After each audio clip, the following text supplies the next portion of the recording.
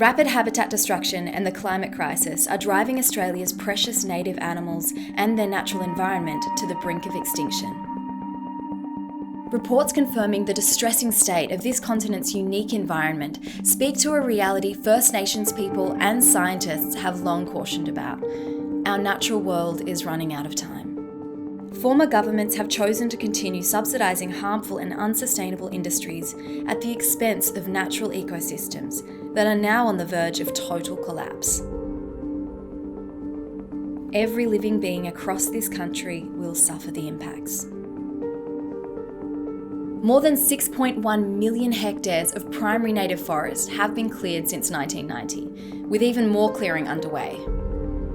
Nearly half of our country's surface area is utilised for cattle and sheep grazing, and areas of land committed to cropping and forestry have also increased.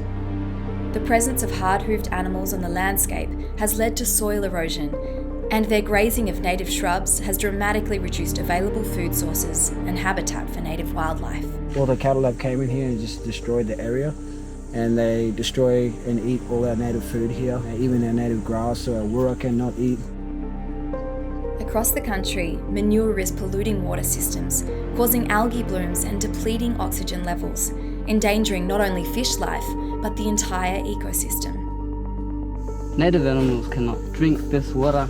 It makes them sick, they could die.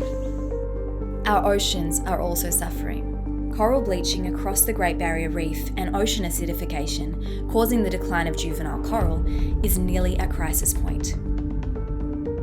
Millions of native animals have been subjected to cruel and ineffective lethal control programs to protect agricultural profits. Australia's iconic animals are at risk of disappearing. Kangaroos are killed in the thousands each night for sports leather and pet meat, and koalas are losing their remaining homes rapidly to habitat destruction and climate change. Increasingly, grassroots communities are finding common ground, connecting with one another and working together to find kinder and more sustainable solutions for our future and the future of our natural world. As outlined by the UN's IPCC report and the Australian Government's 2020 State of the Environment report, we must seek the counsel of First Nations people who have long mastered living sustainably on this land. We must accelerate the introduction of a green energy system utilising Australia's vast deserts and coastlines for solar, wind and tide energy production. We must acknowledge how inefficient the agricultural system we have inherited is, and begin supporting farmers to pursue more environmentally sustainable ventures. We have the power to decide what kind of world we wish to pass down to the next generation.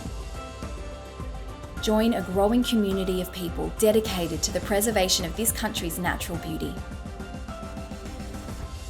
Together, we will defend the wild.